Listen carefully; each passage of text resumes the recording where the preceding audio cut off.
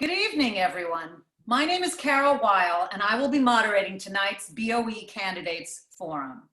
I'm a parent of MCPS graduates, a former PTSA officer, and a current resident of Montgomery County. Thank you, MCPS Board of Education candidates, for joining us and for sharing your time with the voters of Montgomery County. We are gratified that you could all accept our invitation this evening. We appreciate your wanting to play an active role in shaping our shared community. And I would like the voters out there to know that all 6 candidates here this evening are individuals that you can vote for on your ballot. We have disseminated the candidate statements, logos, and websites to all invited attendees. Thanks also to all of you out there who care about the education of county children and who have come to listen and to learn. This forum is being streamed over Facebook Live with a group of over 4,400 parents, teachers, students, and allies of the public school system called Pages, and is being recorded so that it can be shared until after the election. With each question that I ask, we will announce a time limit in advance, and we will rotate the order of candidate responses. So to begin, by way of introduction, candidates, please use up to 1 minute to share with us your response to this question. What is the purpose of public education? First up is Steve Solomon. Thank you, Carol, and thank you, Deb, for putting this forum together. I appreciate it, and thank you to my 5 other fellow candidates. Good to see all of you again. The purpose of public education is to make sure that all of our children can get to 18 and be ready for the real world, and that they are that it's a start in life that we all went through, whether it's private or public, and I think a necessary thing for all kids to go through. So it's one of the most important things in society. I think that's why we're all here, to make sure our public education in Montgomery County is the future is bright for that. So that is my opinion of the purpose of public education. Thank you. Thank you. Shebra? Yes, thank you for that question and for hosting this forum. Public education should be first and foremost free. And as a current board member, the mission of the board is to ensure that every student that is in Montgomery County Public Schools has the academic preparedness along with the critical skills, and to be prepared socially and emotionally to go on to a college or career of their choosing and to be community ready. So we're to prepare them for their future. Thank you. Thank you, Shebra. Rebecca. Thank you. I want to start off by saying thank you for hosting this. Similar to my colleague, Ms. Evans, first and foremost, public education should be free, but it should be, to me anyways, the most important thing about good public education is that every student receives a positive school experience. And that means different things for different children. It's not just about getting A's and B's, but about feeling valued, engaged, safe, connected with their school, understood and included. It means having the guidance and the encouragement for our students, all students, to be able to reach their fullest potential and the access and the opportunities to take the pathways that they need to get them where they want to go for their future, whether that's college, career, the military, or whatever that might be. I've dedicated myself to fighting for that vision, the greater vision for what education should be. And a lot of that does include online learning. So thank you for letting us speak today. Thank you, Rebecca. Michael. Thank you, as with everyone else, for hosting this and making it available for us to reach out and actually talk to people. Education is critical in our culture and our country. History is rife with civilizations who have kept populations subjected and subjected due to the fact that they were unable to read, write, or communicate with one another. It's hard for a population to rise up against a violent government that can't communicate with one another. So the ability to read, the ability to write, and the ability to do mathematics is representative of freedom from that subjectation. So our country and our values is intertwined with that free education system that we have put together, allowing everyone to have the ability to their fullest extent. But the core critical elements to education, that reading, that writing, and that math, keep us free in our ability to communicate with each other, and our ability to notify one another, and our ability to read the news, and our ability to, get information. Thank you, Michael. Thank you. Lynn. Yes, thank you, Pages, for hosting this forum. And I deeply believe that the purpose of public education is both a public service and a public good. It serves everyone well when everyone in our society is able to fully participate in the life of their community. And one way that we help make that happen is making sure that everybody understands fully what our society is, what our history is, the role that we play in the world, and ensures that we are all basically able to communicate with each other, as Michael was saying. And I think, in Maryland, public education is a huge priority, and that is ensconced in our Constitution. The Maryland Constitution creates only 2 requirements of our General Assembly every year. They have to pass a balanced budget, and they have to fund schools. So if that doesn't tell you everything you need to know about how important public education is, then take a look around and look at how much you value having really smart, really educated young people around you every day. Thank you, Lynn. And Sunil. Oh, thank you to the organizers for organizing. It's amazing how much Pages has grown. I think I joined the group when you were in the low hundreds. And it's great to see a Facebook group dedicated to supporting teachers and staff instead of, in the reflexive criticism that has been extended often of teachers and what they've been doing the last few months. Public education has a public purpose in my mind. If you look at what Dewey or Horace Mann or Catherine Beecher said, in America, public education has the purpose, the public purpose of developing young men and women who are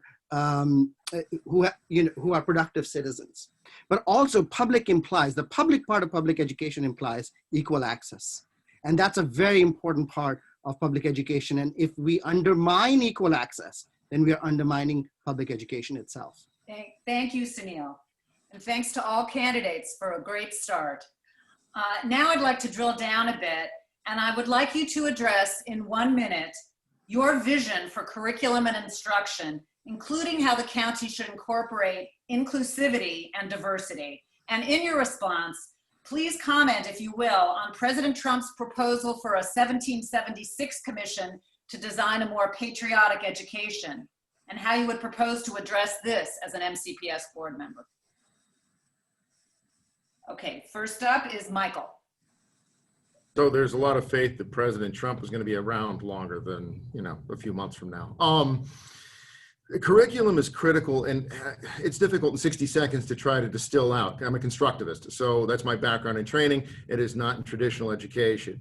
So anything that involves any self-involved, self-motivated, or self-engaged learning is really more in my case. And that's actually what I would like to bring to the Board of Education, is ensuring that we're not just drilling down and handing kids stuff that we think they need to learn, but that the curriculum that we're designing is actually engaging to the students because they participate in their own education.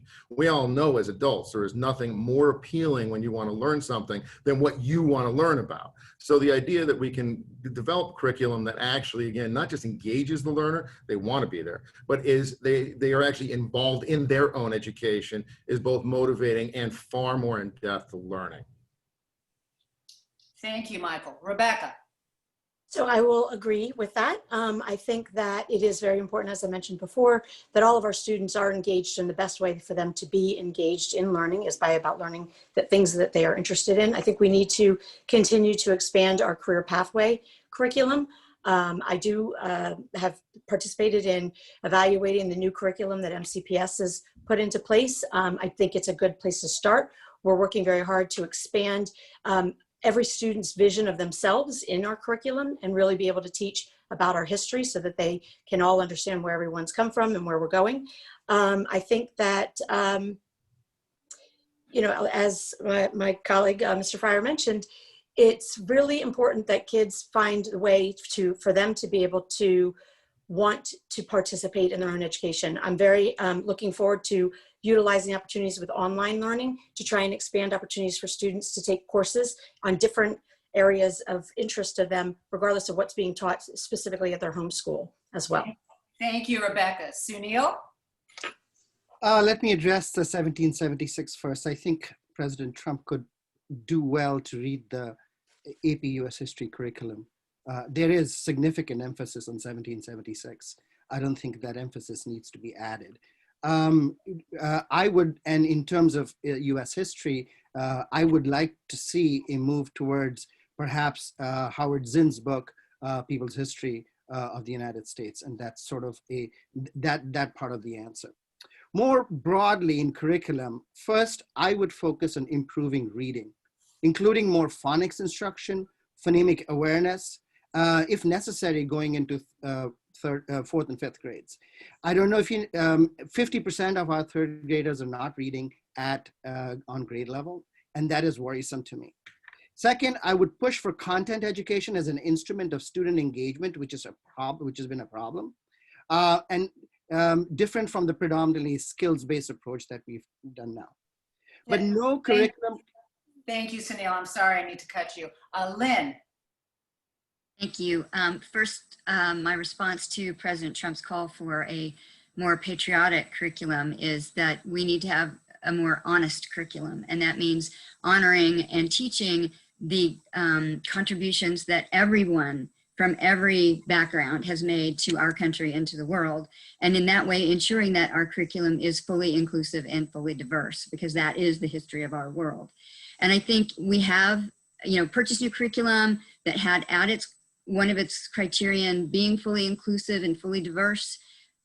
Only our students can tell us whether it's achieving that goal. We need to be engaging with them on an ongoing basis to get their response to the new curricula we're developing.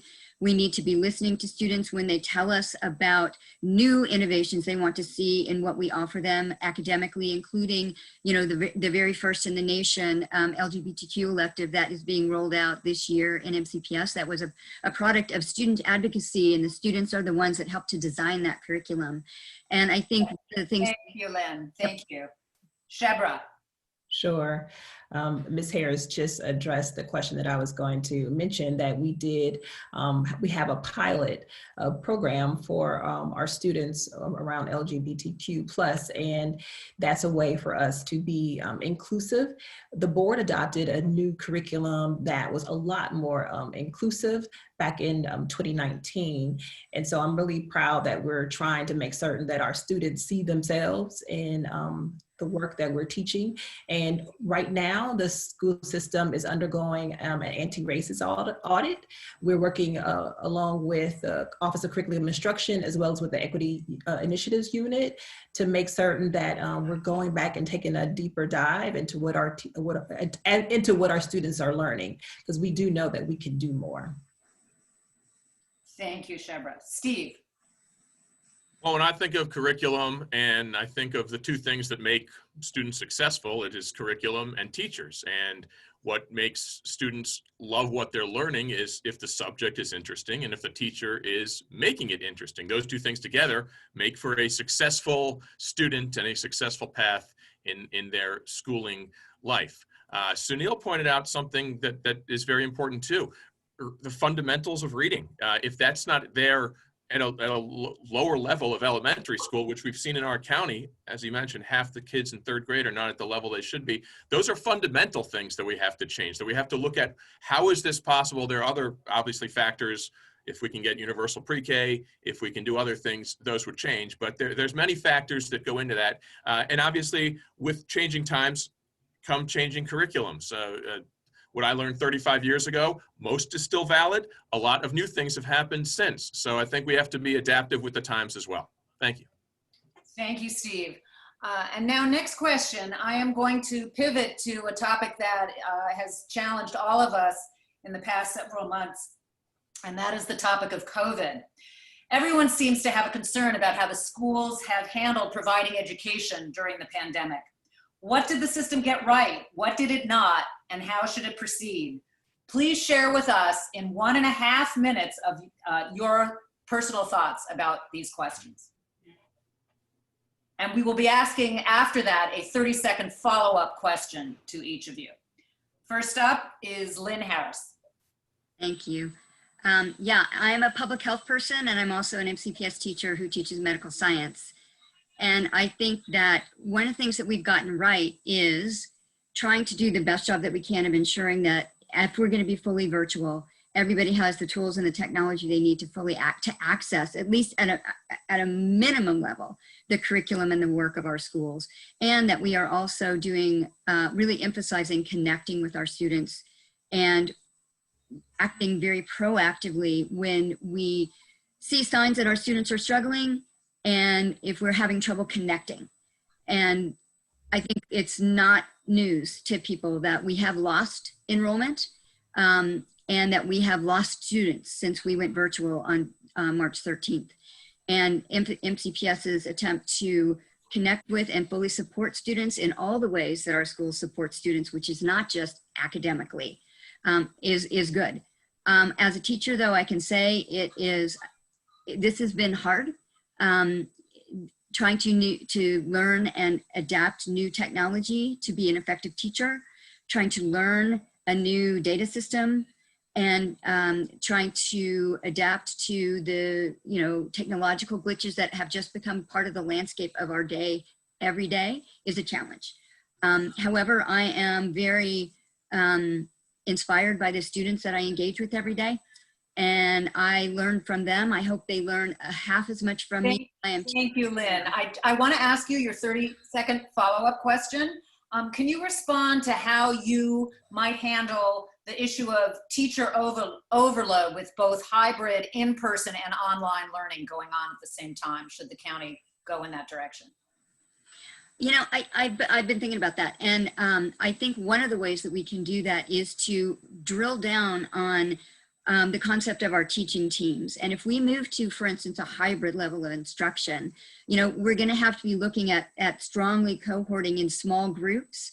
And what that's going to do for who is where in our schools is going to be something that we have to choreograph very closely. Ideally, we would be able to tag team our teachers in teaching teams, whether you're a grade level team or a content level team, so that you're not always on. Thank you, Lynne. Sunil, first question again. What did the system get right? What should be different about how the pandemic has been handled? So from my point of view, the first thing, the problem has been that the decision what to do came too late. It came barely a few days before the school year was about to start. And that led to a series of things, including the teacher overload that you just mentioned, right? Teachers did not know how to prepare. They were unable to be ready, but given the circumstances, they've done fantastically. But problem was that we were too late in making decisions. I think we need to have decided earlier. We need to have provided the support for teachers and staff to be able to take this forward. I think, there are many ways to do this, and I've written extensively about this. And, also I've taught online.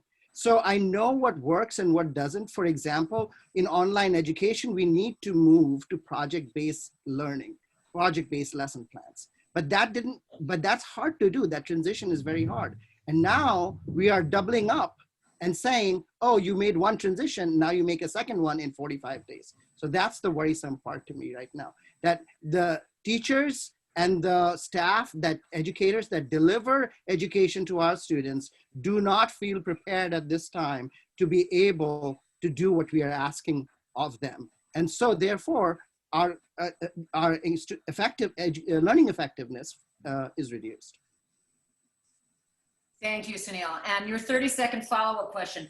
How should the county handle teacher sick leave, particularly with respect to teachers who might have special medical needs or whose children or other dependents might have such needs? So I have advocated for honoring individual family and teacher choices, right? So we ask each teacher, we ask each student when and under what conditions they want to return, and base our return policy on that. We don't have a census. We do these surveys that are poorly conducted. Some people take the surveys many times, and there are entire zip codes where there are no respondents. So it is a concern that, we have to meet. We have to honor the individual choices that teachers make. Thank you, Sunil. Steve Solomon, back to the first question. What went right? What would you have changed for the pandemic? Well, you can only compare us to other school systems around the country. And you know what? We kept ourselves online. A lot of counties had almost no instruction because their servers were overloaded. They couldn't teach the kids at all. So they had some kids with zero schooling. We did that very well. We got the Chromebooks, we got meals to kids. We did a lot very well. I'm not going to rip the board for what they've done. I think they did very well with the situation that was given. A problem I had was were weeks that you did not see a teacher, that some kids were left without instruction. That was difficult. And I'm sure every candidate here gets the same question. The number one thing asked of me is, you're a new guy. What are you going to do with the COVID situation? How are we going to get our kids back? And obviously, I want to bring students back to school safely, as everyone else does. And that's my priority, as should be everyone's priority here at school and the board, to get our kids back safely. That's the number one idea. I see problems that we have not fully prepared for. Sunil did mention it. We were late on telling students, teachers, and parents what to expect this year. They want to know. They were, what are we doing? When are we doing it? Was the main question. And I also fear that we have to prioritize our budget coming up. We're going to be in a different economic situation coming up in the next 1 to 10 years that we have to be ready for because of COVID. Thank you. Thank you, Steve. And your 30-second follow-up question. How has the COVID pandemic had an impact on special populations in the school system, and what unique protections might be offered to help these students?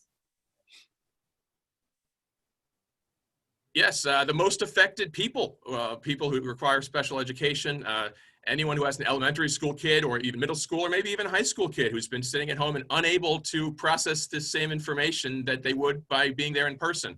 This was mostly effective on kids with autism or other special needs. I've heard from several people there as well who said, we have to be the first kids to go back when ready. And that's the truth. The ones who are the hurt most by virtual learning have to be the ones who, if there is any priority of getting back early, to be the ones who go back first. Thank you.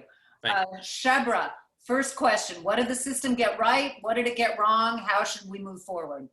Right. Thank you for that question. On March 12th, when the governor made the announcement and the state superintendent let the schools know that we would be closed for 2 weeks, MCPS quickly pivoted the very next day and sent home learning packets for our students. We were told schools were going to be closed for 2 weeks. And that's not something a lot of people were able to do very quickly. We did plan ahead. We were proactive, not knowing what would happen, but wanting to be prepared in the event that something of this nature would come about. We were able to, from the spring to the summer, feed over 4.1 million families. We were able to give out over 160,000 Chromebooks, MiFi spots in the thousands. So we try to make certain that our kids would not have any more barriers that they would be faced with around technology and food insecurity. We worked through the summer.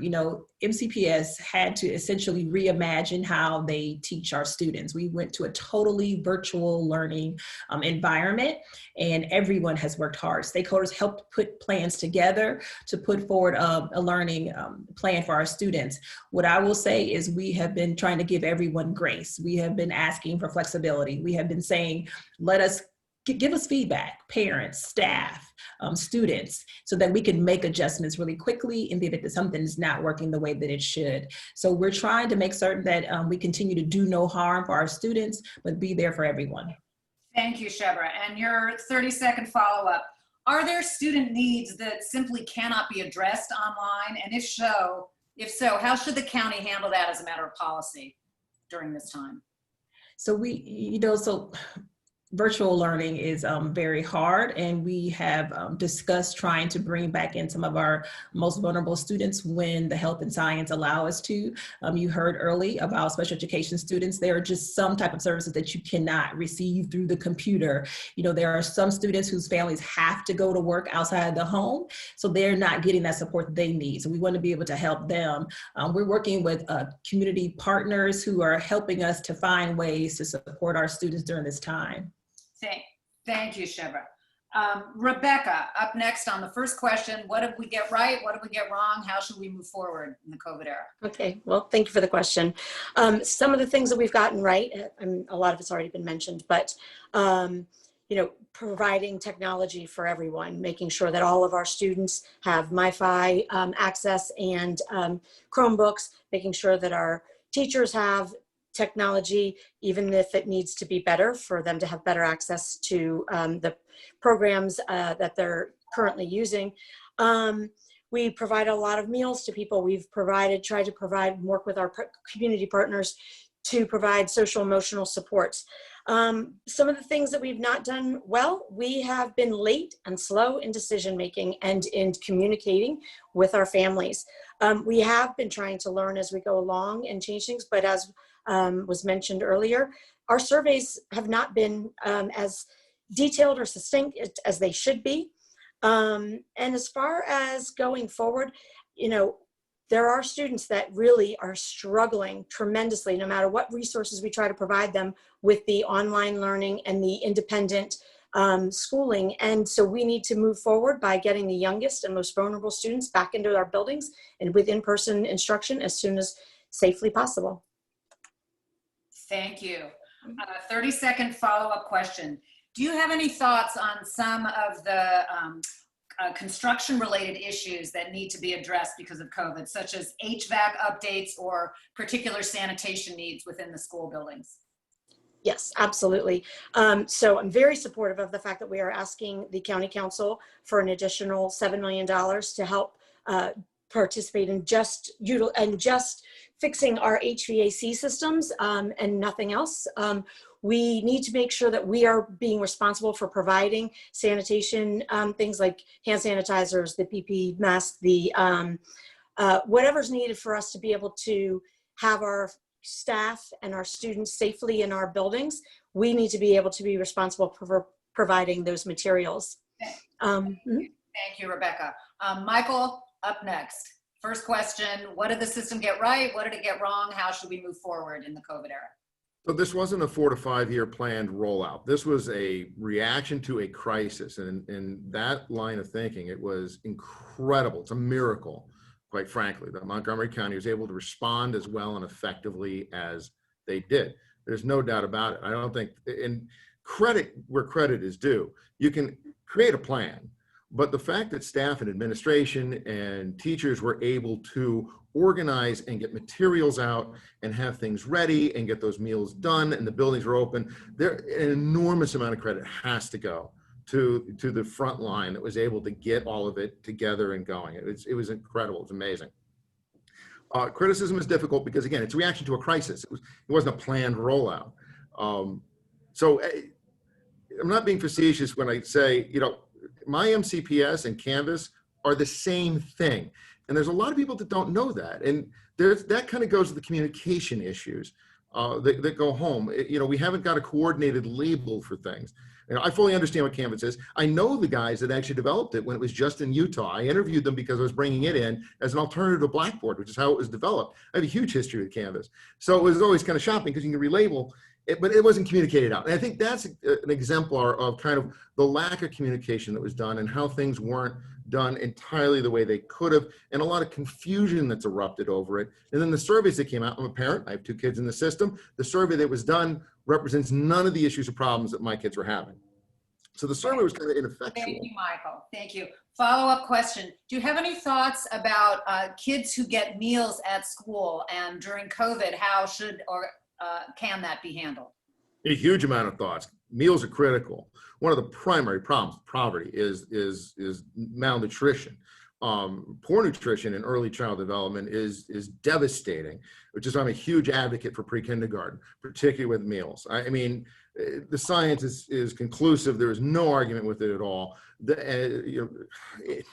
I stutter because of 1,000 thoughts come to my head on this subject. I cannot stress enough how critical it is that kids get proper nutrition and the impact it has, not only even on their school, just the rest of their lives, because so much development takes place between birth and 5 years old. It's got to be done. Thank you, Michael. Next question, we're going to pivot again. And now you will each have 45 seconds to respond to the following question. Can you speak about the use and cost of MCPS's outside attorneys, consultants, and experts, and your thoughts on that, including recent information coming from MCEA that MCPS has paid over $350,000 in the past 2 years to a law firm that touts its experience in union avoidance? Okay, first up is Shebra. Sure. Okay, so I heard the question. I was trying to think that in. Okay. So I'll go in the reverse. We are not able to go into a lot of detail because we are currently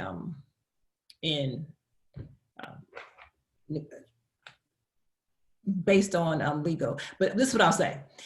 We have used Venable for well before I got on the board. MCPS has been using Venable for a ton of years, and we have an attorney that we use, our counsel, for our appeal. So that's the one thing.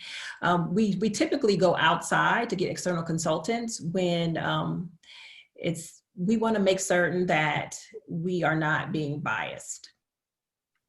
Okay, thank you, Shebra. Steve? I think each case by case deserves a consultant could be beneficial or could not. When it's something that a third party could have a new set of eyes on it, so there's no bias from, as Shebra said, MCPS's decision on something, it's useful. I think you should always look back at consultants you paid in the past. Was it worth it? Did they do the job that we thought could only be done by them? And if that's the case, then yes, then some things are worth it. The budget of MCPS is enormous. There are a lot of things in administration or consulting fees that perhaps could be cut here or there. It's something I'd comment on a specific case, though. Thank you. Thank you, Steve. Michael? So I'm an attorney. I've done both in-house and outside counsel work. I don't know anything about the specifics with regard to the Board of Education. Don't have access because, again, those are legal files. In general, with consultants and attorneys and outside counsel, you use it because you don't have anyone internally that can fill that gap. So a lot of times internal counsel is used to vet very specific things, to draft documents. But when it comes to litigation or specific outside, there's just not the resources internally, including paralegals, research, or other things. That's why you have to go to an outside counsel. So the question becomes, what is going on? What is the expense? And is it worth the money to bring in the resources you need in order to have internal counsel able to handle those issues if they're consistent? Consultants are kind of the same way. When you're developing a reading program, you may use an outside reading consultant who's versed in a specific area because you don't have anyone on staff that does. But that becomes the next question. If you're going to roll it out, can you get someone? Sorry. Thank you, Michael. Rebecca? Yes, so thank you for the question, because I know a lot of people are talking about it. Couple of things that I just want to kind of clarify. Number one, MCPS did not specifically hire Venable for this situation. Venable has been working with MCPS for 30 years. I think it's been 29, 30 years. There was no retainer that's been given for this information. Venable represents us, as Ms. Evans mentioned, for our appeals, our in-house counsel works for MCPS. So Venable represents the board separately so that we have our own counsel, which I do think is important, because sometimes what we're advised on might be different from what else is being put out there. But so I think that's important, especially for our reference for appeals. Thank you, Rebecca. Sunil? I would take a very close look at consulting contracts, and especially at this time, we have to ask, what is the necessity of getting a firm that has a reputation for going against the union at a time, right, when we need teachers on board we are preparing for litigation, apparently. How did we come to this? That is what I would like to know. How did we come to this, a labor impasse that then led to the, for us to need a firm like this? I think overall, I'm sure there is a space for consultants. Thank you, Sunil. Lynn. Yes. Well, I would first start with kind of echoing what Michael said. As a lawyer myself, I know that MCPS is the 13th largest school system in the country, and we have a very small general counsel's office. There's no way that tiny little general counsel's office could handle every possible piece of litigation that comes the way of our school system. And to me, I mean, I know nothing about the specifics of what's being spoken about, you know, with this $357, et cetera, but it also makes sense to me that MCPS, if you have a 30-year relationship with a law firm, you're going to continue it when you're, especially when you're going through a time of crisis. As far as the outside experts and consultants, you know, I think when we don't know, we don't have the expertise to fully investigate an issue that's core to our ability to function as a school system, we need to be unafraid to go outside. And sometimes my criticism would be on the other side. MCPS is not looking outside. Thank you. Next question, 45 seconds to answer. What are your thoughts on SROs, their efficacy, and whether they are truly needed? First up is Rebecca. Okay, so I appreciate the question.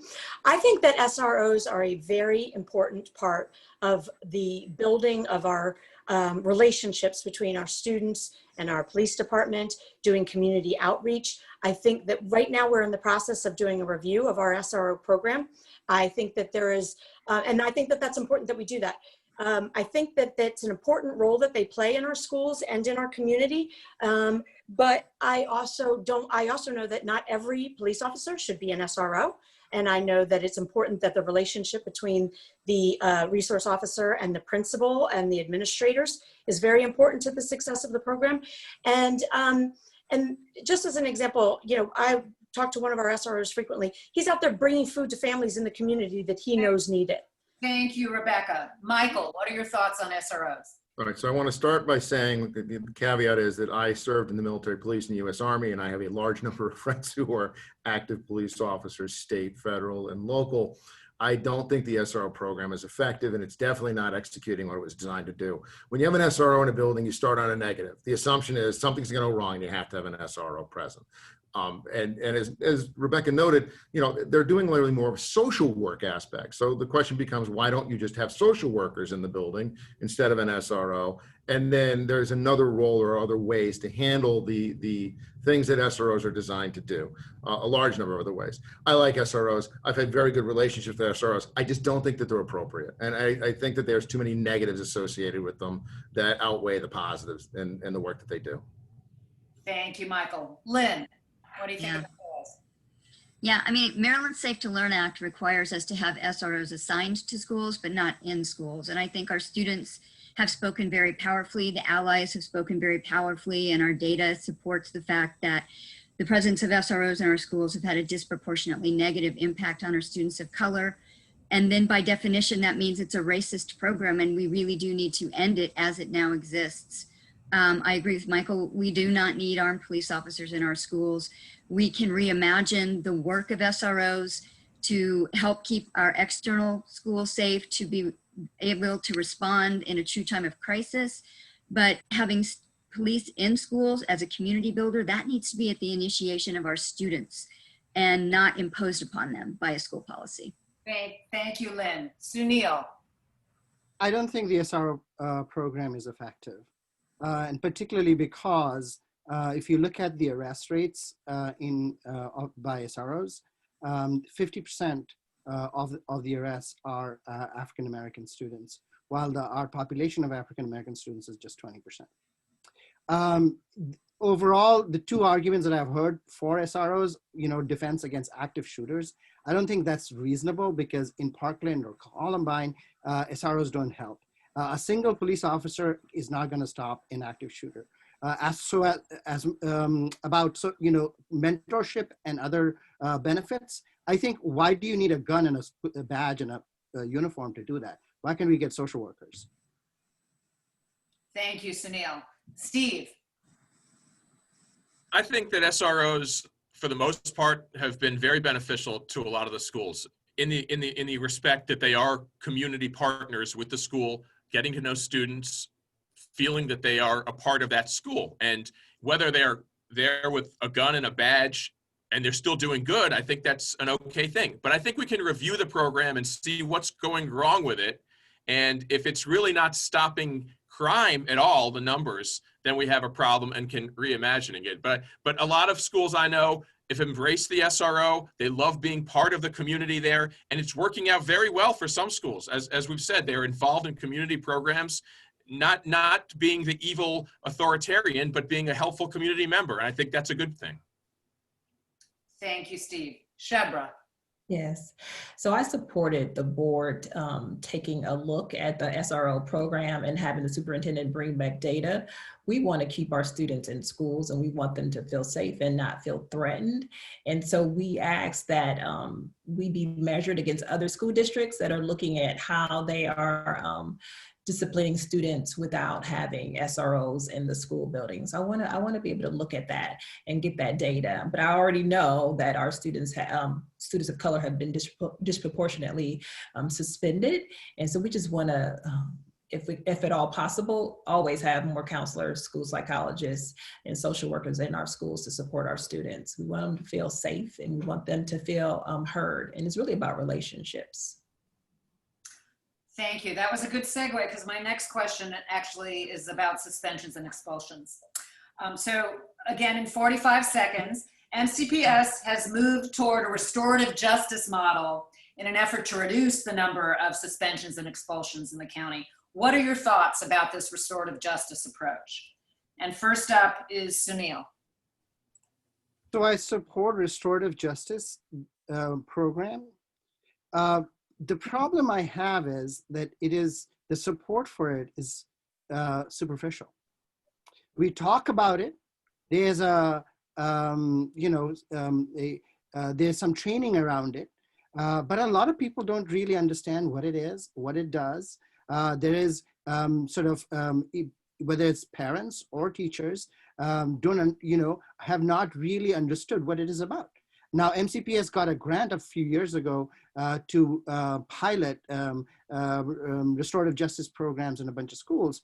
I haven't seen any effectiveness study of that, right? And so what I would like to be able to do is to really have some training and have some sort of real investment in the area. Thank you, Sunil. Lynne?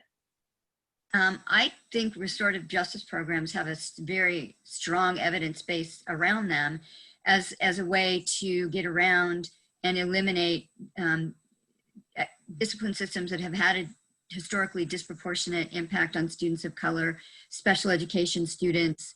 And I think it gets down to, as some of the others have mentioned, it's got to be done correctly. The school system has got to put weight and authority and priority behind the program, ensure that staff are fully trained, ensure that families and students understand what restorative justice means and how that program will be manifest in our schools. Because at base, it's a great way to help students understand the repercussions of their actions and atone as long as we keep any victims safe. Thank you, Lynne. Shebra? Sure. So Miss Rochelle Rubin is over our, she's the Associate Superintendent for the Office of Student and Family Support and Engagement. And under her leadership, I support restorative practices and restorative justice. She's been doing a really great job in including the student voice. As I stated earlier, it's really about building relationships. We want our students to stay in school. We cannot educate them if they are not in schools, and we want them to be able to repair the damage that they've done, to be able to talk it out amongst their peers, to be able to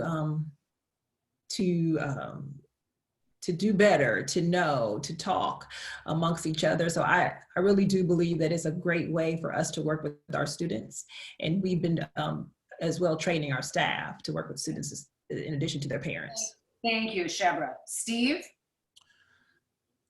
Like Sunil said, I think the idea of restorative justice is something, but in practice, it doesn't always work and is not the right answer, and it's not a be-all, end-all umbrella solution for everything.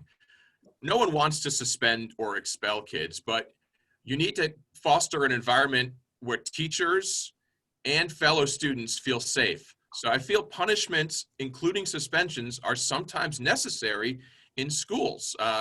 I was never suspended. I got detention a couple times. It made me learn not to do that thing. So there are means to punish kids without destroying their lives, and restorative justice has its place, but it's not an umbrella for all things.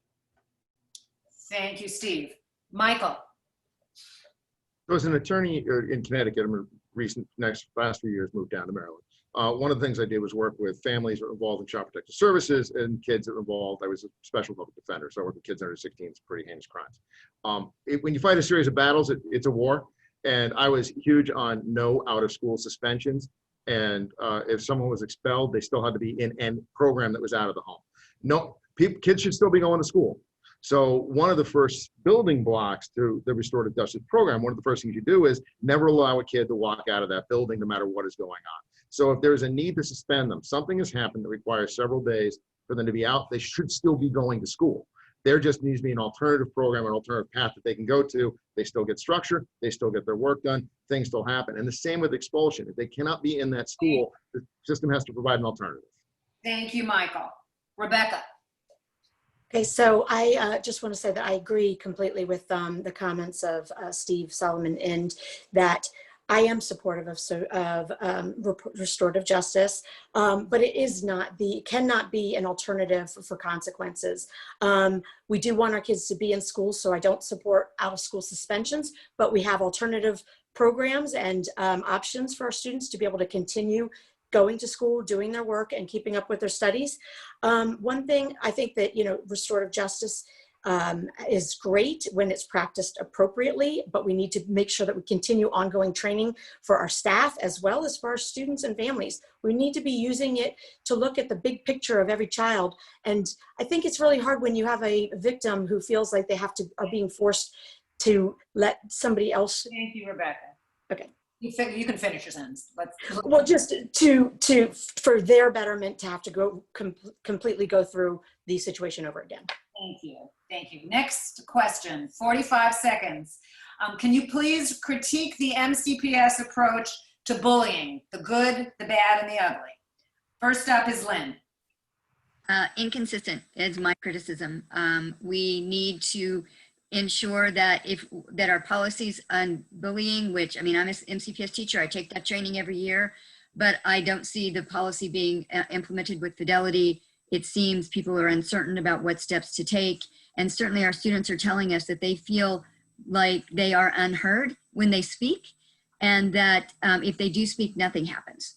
So I think our approaches to bullying have to include making sure that students truly feel that we are listening, that we are safe places for them to share their experiences, and that when they speak, their issues do not go into a black hole from which they never see or hear a response or a result. Thank you, Lynne. Sunil? This late spring and summer, I was heartbroken by the hundreds of complaints on Instagram about sexual assault and harassment, about racism and bullying that came out. Many of the students reported that they had told their schools before, they had reported it and not been heard. That is not absolutely acceptable to me. I will do everything in my power to make sure that we have a true and functioning reporting system. They should not have to students should not have to go to Instagram to be able to report what they have experienced. Thank you, Sunil. Rebecca? So I will agree with the theme of inconsistency being a serious problem.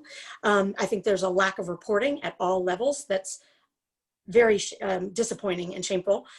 We absolutely need to listen to those people that do report, and we have to take action. And we can't just expect that one little situation will go away, it'll blow over. We need to really make sure that we're addressing issues from the most basic level up to the most extreme level, and do whatever we can to protect our victims. Part of that does include making sure that they have options, like if it means going to another school, if the situation's uncomfortable enough for them, we need to be able to provide them the opportunities to do those type of things. Thank you, Rebecca. Michael. So this is kind of a personal issue. My daughter was bullied this past year before we ended up in the situation we're in, and ended up quitting a program because of the bullying that was going on. And in going in to sit down to talk about it with the principal to work out kind of what was happening, one of the issues is that the child who was bullying was coming out of a situation that they were very sympathetic to. So it's something that the inconsistency is absolutely true. And I think one of the things we have to keep in mind that, yes, you know, my daughter was the victim, but the child who was bullying her was a victim in their own right because of the situations and circumstances they were in that was leading to this behavior. So it really requires a very holistic program. And the problem is we don't have enough counselors, guidance counselors, therapists, or psychologists. And that's really kind of the critical part to begin with, because kids don't bully because they are evil, horrible people. They bully because they're in circumstances that are leading to that behavior, and that has to be addressed. Thank you, Michael. Steve? Well, the consistency of the program is really the problem here. Kids, if they're bullied, what do? They tell their parents, they fill out the form, they call the phone number, and then what happens? They're talked to. Michael said it, we need more counselors, we need more social help here. Bullying is something that exists in many schools, and it's our job to stop it. Our number one priority should be keeping children safe in school, right? That should be the mantra that every BOE member should feel is extremely important. So we're not doing bullying correctly here, and it's something that we should fix on the back end. What's being done about it and how it's affecting the students. Thank you. Thank you, Steve. Shebra. Sure. So we have 208 schools, right? We have a lot of schools, a lot of students. And I will say that definitely would love to see us try a different approach in terms of how bullying is able to be reported.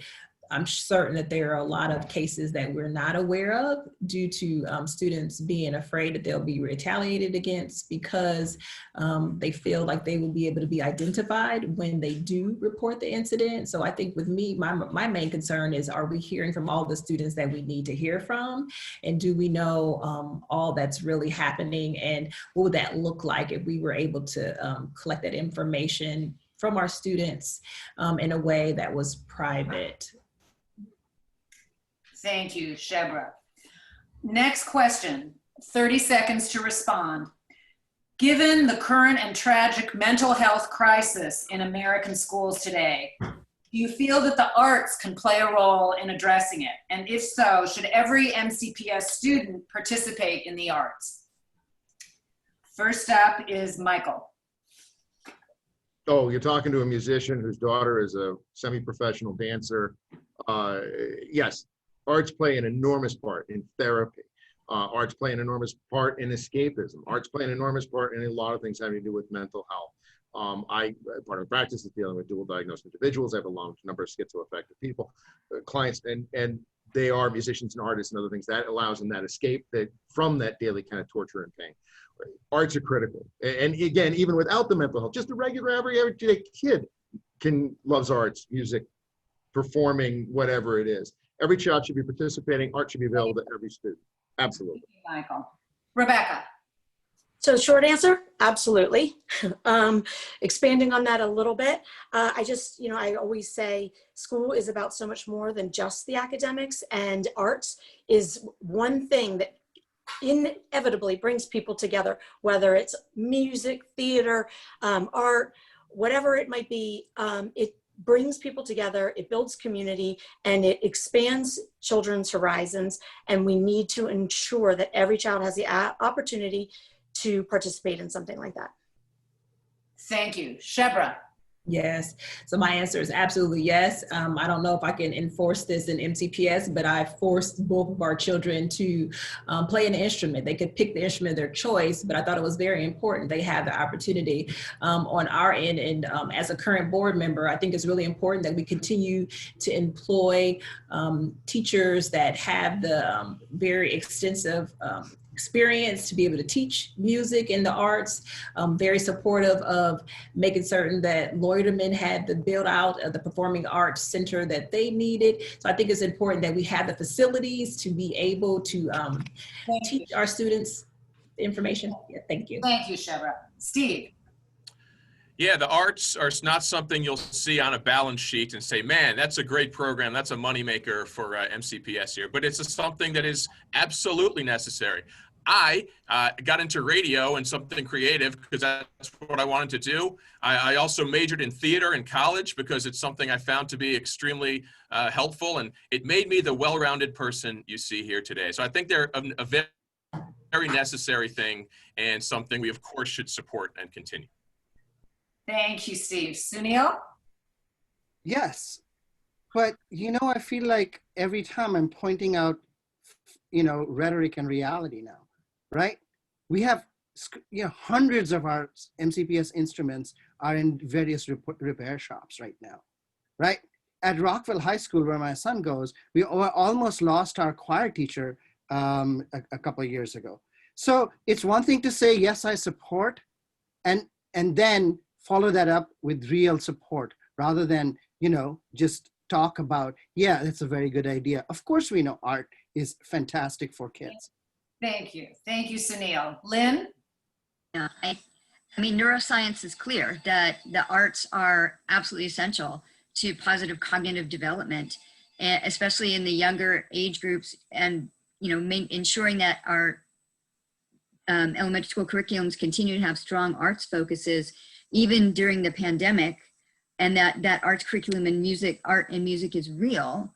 I think that's absolutely essential. MCPS has amazing arts programs. We should have more arts programs. We should ensure that any student who wants to participate in any form of the arts, theater, music, or choral music, can do so. Thank you, Lynne. Next question. And 45 seconds to answer. How can MCPS move toward greater equity throughout this very vast school system? First up is Steve. I think most importantly, we have to give every child, no matter where they live, the same opportunities. That's why special programs are something that are very important to expand to as many schools as we can. We have programs in some schools that a student 10 miles away will never know about and never go to and never apply for. We're doing better in that. We're reaching out to find the kids who we can bring into these schools, and making those things available to more kids would be great. And I think teacher retention is very important in terms of equity too. We need the best teachers at all schools, and to keep them at MCPS is very important. Too many teachers leave before 3 years are out. So those are things that I think could further equity amongst students. Thank you, Steve. Shebra? Yes, as you heard, we can never do too much around making certain that we're expanding access and opportunity to our students. So as a current board member, that is a huge commitment of mine, a very huge commitment to equity and excellence. And I believe that the work that we've been doing around disaggregating our data to make certain that we're not only looking at our students in poverty, but by the various groups by race, it makes a difference for us to be able to drill down to see what students we're not serving and why that is, and do better. Thank you, Shebra. Lynne? I think building on what Steve said, I mean, we have to make sure that every great program in this county is truly equitably accessible to every student who might have interest in it. And that means taking a look at really great programs that are few and increasing the seats, and taking a look at that great programs that perhaps are somewhat larger but are not equitably located when we look at the geography of our county. So looking at the county, increasing the seats in those programs, making sure they're truly geographically accessible. And then we need to make sure that we are preparing every single student in our school system to fully participate and engage in any program in which they have interest. And that means that we are providing the necessary supports, whatever those are, to every struggling student, however they're struggling, whether it is providing them with mental wellness resources, academic supports, whether it's looking at social services. Thank you. Sunil? 45 seconds for equity. Just want to put that out. So there is no silver bullet. There is no silver bullet, right? Make the investment, rebalance the resource allocation, put in the people, and you'll get the results. Fix the opportunity gap, and you'll get more equitable outcomes. Right now, we talk often about staff diversity, and that's actually empathetic learning is very important. But how can we tell a minority college student to say, "Oh, come join the teaching profession"? I can't mute. You guys are being really loud. I can hear everything. Excuse me? I'm sorry. I think Shebra was talking to our kids. So. Oh, I'm sorry. Can I finish? We've all been there. Yeah, okay. So I was saying is that, right now with staff diversity, we say, oh, we should have staff diversity, but it's very difficult. How can you tell if an African-American college student, hey, come join the teaching profession when the overall teaching profession is in decline? So in order to fix equity, I think we have to elevate teaching as a profession, and only then and then only will we'll be able to have really true diversity, staff diversity that we want. Thank you, Sunil. And I do want to point out, I did give you a few extra seconds. Thank you very much. I appreciate it. I apologize. I'm so sorry. No worries. Rebecca. Yes, so it is a great question, and it's one that we focus on every single day in our role as Board of Ed members. Some of the things, we need to be sure that every student has access to a rigorous curriculum at every single school. We need to make sure every school has the resources to be one that any child wants to attend and every staff member feels good about working in. We need to incentivize our best teachers to go where we need them the most. And then we need to really support professional development on a regular basis for them. Providing access and opportunities to all children, I think, is the essential thing here. We've talked about expanding seats in programs that are doing well. We need to continually reevaluate where programs are. And online provides the potential for access to all children to all programs. Thank you. Michael. Boundary analysis needs to be completed. Redistricting needs to occur because 60% of kids don't go to their closest schools. The farms rate, it needs to be reduced, no school more than 50%. And then we need to take a look at theme and magnet school programs or existing programs to offer public school choice. So a student can turn around and say, hey, these are the programs I'm interested in, and this is a school I want to be able to go to. And that will begin to deal with some of it. On the other side, as Sunil brought up with regard to teachers and attracting particularly male teachers, I was an elementary school teacher. As a male, I was the only two in a building of 70 teachers. It's an interesting profession to be a male in, but I've been consulted on why is it you were attracted to it and how do we get more male teachers in? And there is kind of a formula to it and what happens. And I think that's one of the valuable things I do bring to the board is that perspective. But we absolutely need to rock up what we're doing in Montgomery County and move forward in equity. And that means breaking up a lot of the patterns and problems we've got in the county. Thank you, Michael. Next question, another tough ask in 45 seconds. What concerns do you hear most from the community that the Board of Education has not yet addressed? And why do you think the board has not addressed that concern or those concerns? First up, Sunil. So recently I was talking to a board member and she told me that the Board of Education, members of the Board of Education do not develop their own policy options. In fact, what their primary job is to weigh the options provided by staff and superintendent, right? And then in a couple of days later, I talked to a central office staff person And he told me, well, we've been waiting, and he was working in distance learning. And he said, we've been waiting all summer for some guidance from the board. So here we have a situation where the board is waiting for options from the staff, and the staff is waiting for guidance from the board. I think we can fix this problem. This is a structural and long-term problem in the board. If the board has its own staff, right, and we can find them and we can find some within MCPS, I think we would go a long way in resolving this structural problem that's been there for decades. Thank you, Sunil. Lynn? One of the things that I've been hearing about ever since we shut down are the unique ways that each of our 208 school communities is so very in touch with the unique struggles of its community. And we have seen throughout this county, those school communities circling the wagons to come up with very creative and innovative ways to support whatever the needs of their community are, and then reaching up to MCPS to say, partner with us. We've created a best practice here. Let's scale it up to other communities throughout the county that may be having the same issues that we are, and seeing MCPS go nowhere with that. And I would say that is an issue that I've seen consistently throughout my years advocating in the system, is a general reluctance to reach out and really truly value the unique experience and expertise and energy that our community members can bring to our system. And that is a weakness. Thank you, Lynn. Michael?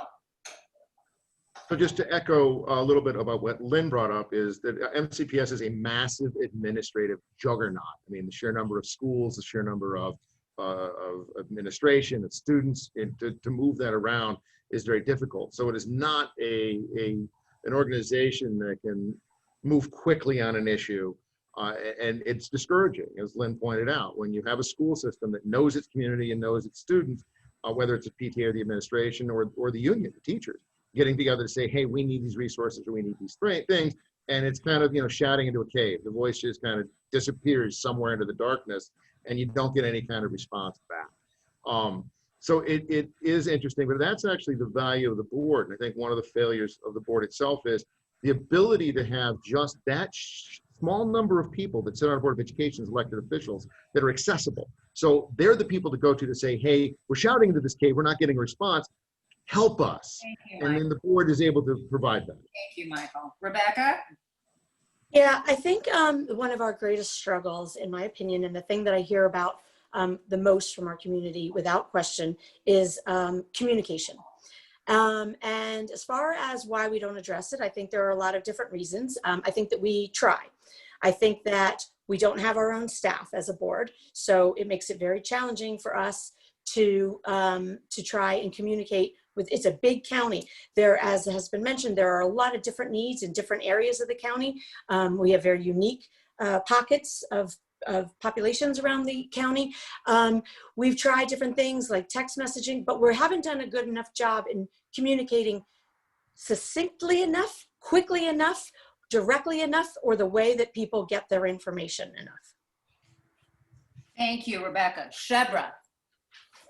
Sure. So I don't know if my response is going to be as straightforward. I'm going to say, having served on the board for going on 4 years, everybody wants us to do everything. The state grades us based on the academic success of our students, but we have community members that want us to address a variety of issues around climate, around sexual harassment, around food insecurity. And I'm not saying that I don't want to do those things. I want to do all those things, right? But I just wanted to kind of bring forward, everybody wants an immediate response on everything right at this moment.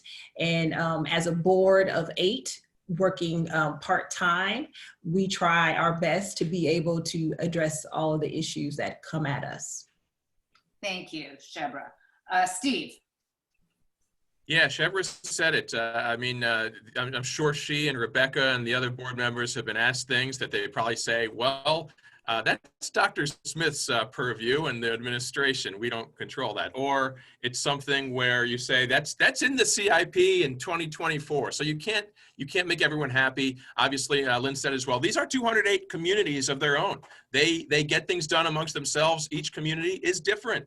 Go to a PTA meeting of a different school, elementary, middle, and high school. You'll see all these different things. But I really, it is true. There's no staff that's floor that's just BOE staff. That doesn't exist. And perhaps more of an investment in staff and maybe even higher salaries for BOE members would be a nice thing as well. Thank you, Steve. We are at the penultimate question. I just want to let you all know. This one is another 45-second zinger.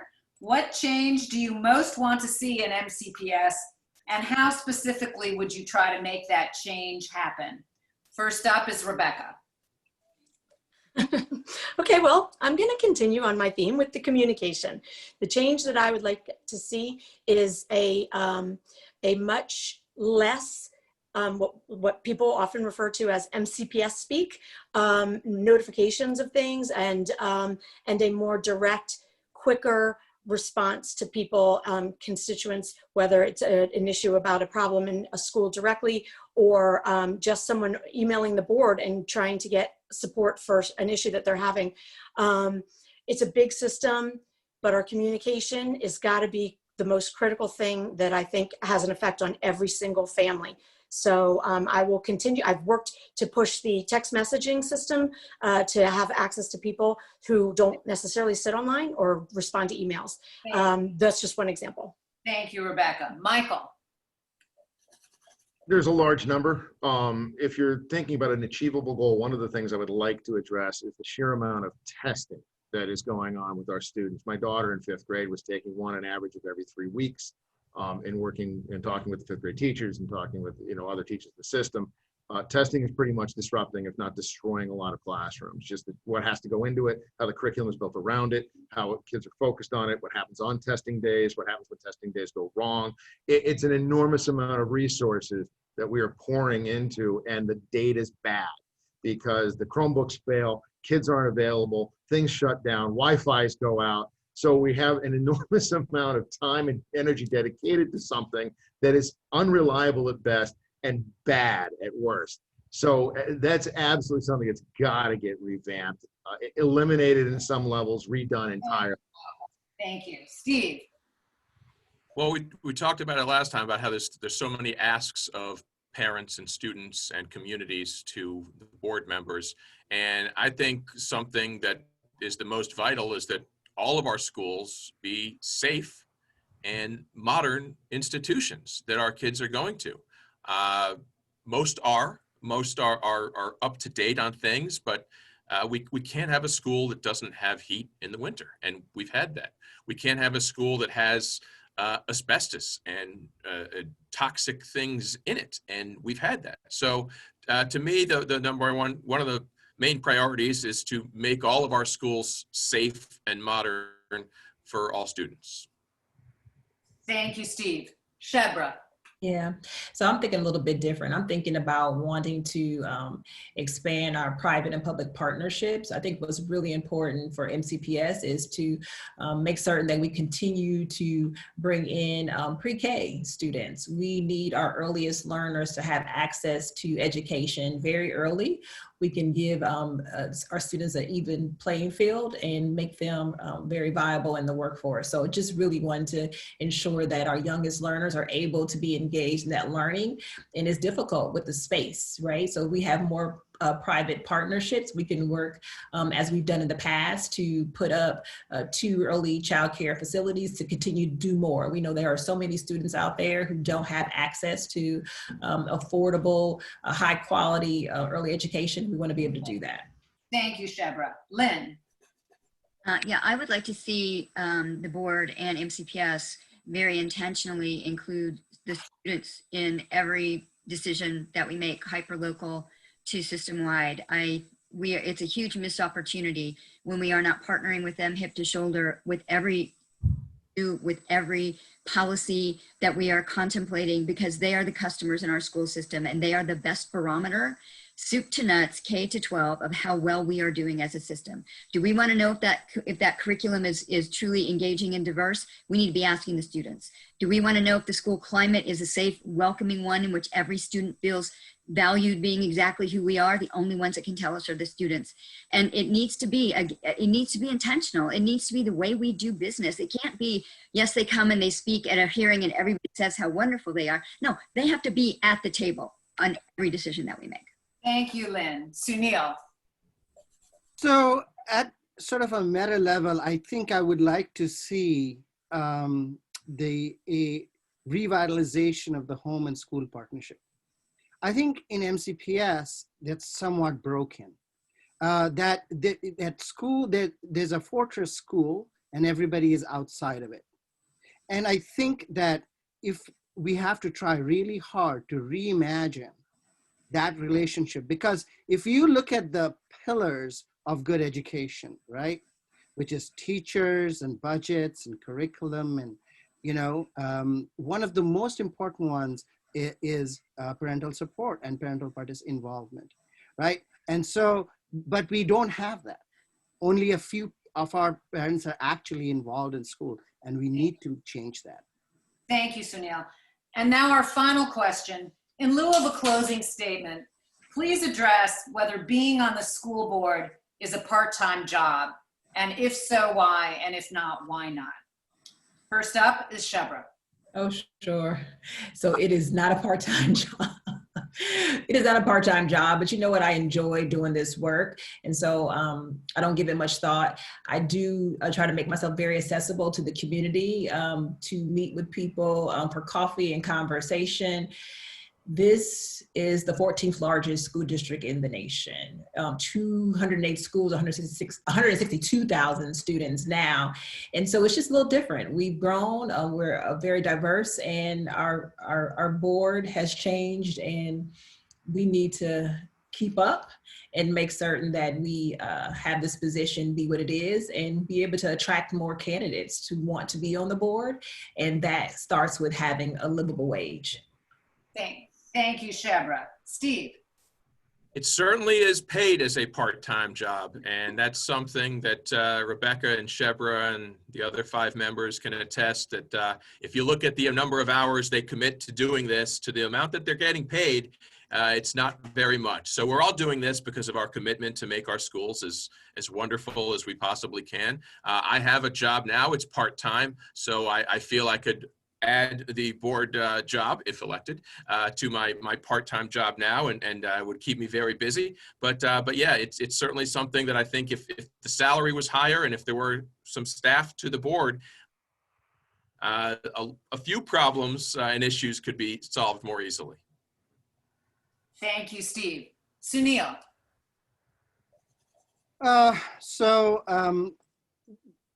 From my perspective, I think the people that can really serve on the board are very limited.